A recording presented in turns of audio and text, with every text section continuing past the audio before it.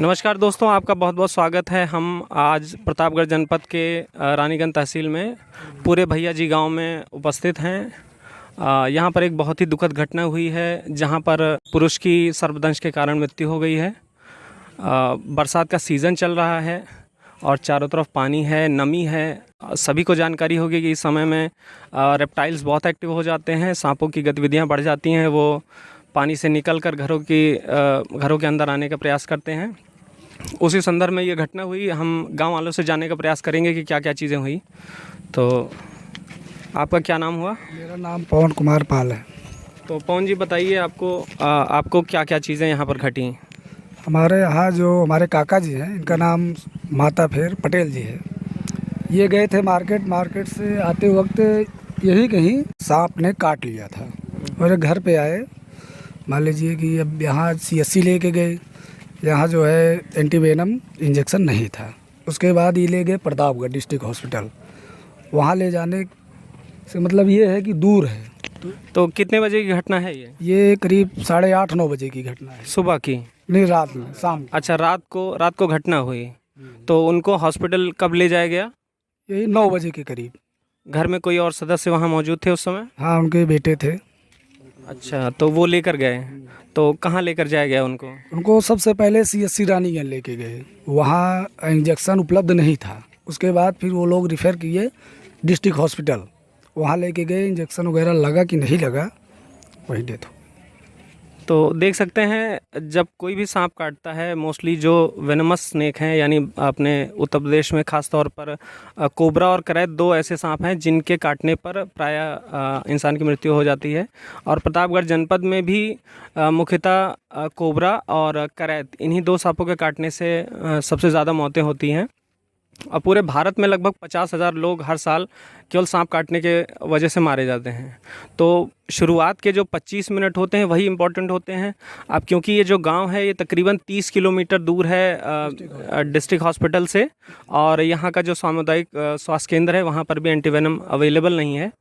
तो हम ज़िला प्रशासन से भी यही उम्मीद करेंगे, गुजारिश करेंगे कि अगर इस तरह की घटनाएँ हो रही हैं तो यहाँ पर भी सामुदायिक स्वास्थ्य केंद्र पर भी एंटीवेनम अवेलेबल कराया जाए। फिलहाल की जो घटना है, इसके अलावा भी और कोई सर्पदंश का मामला इधर आसपास आया हुआ है? दुर्गागंज बाजार के पास लड़का था 22 वर्षीय, वो इलाहाबाद में रहता था, पढ़ाई भी करता था। वो आया घर पे और घर में गया, वो नमकीन रखी थी, वही लेने गया था और सर्पदंश कर लिया, और डेथ हो गई थी। सर, हम चाहते हैं कि आपके चैनल के माध्यम से कि यहाँ रानीगंज CSC में एंटीवेनम रखवा दिया जाए तो बहुत ही लाभदायक होगा। दोस्तों, मुख्य बात ये भी है कि अभी यहाँ के जो स्थानीय लोग हैं उनमें काफ़ी सारी जागरूकता भी नहीं है, जानकारी भी नहीं है, सांपों की पहचान नहीं है। मोस्टली लोग कोबरा को तो पहचान लेते हैं उसके फन से, और भी बहुत सारी किस्म के प्रजाति के सांप पाए जाते हैं जिनको पहचानने में लोगों से गलती हो जाती है, और वो अक्सर खुद से ही हैंडल करना। तो ये निवेदन है सभी से कि प्लीज़ सांपों को फ्री हैंडलिंग ना करें, खुद से ना करें। और यदि आपके पास वन विभाग का नंबर हो, वन विभाग से संपर्क करें, वहाँ से किसी को रेस्क्यू करने के लिए बुलाएं। अदरवाइज़ आप हमसे संपर्क कर सकते हैं। हमारे नंबर्स आपको अवेलेबल होंगे स्क्रीन पर, जिसके माध्यम से आप हमको निःशुल्क कॉल करके बुला सकते हैं इसकी रेस्क्यू के लिए। लोग लेके गए थे, घर वाले भी कुछ समझ पाते, इससे पहले तो घटना हो गई। आदमी अब भी फना क्षेत्र में भी हो गया,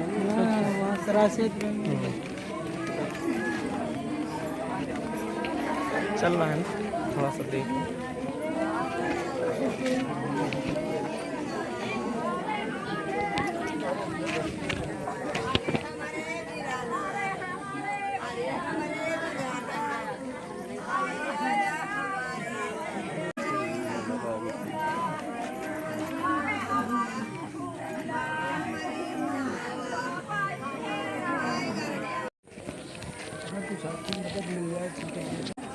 दोस्तों, आप देख सकते हैं ये कच्चा मकान है इनका।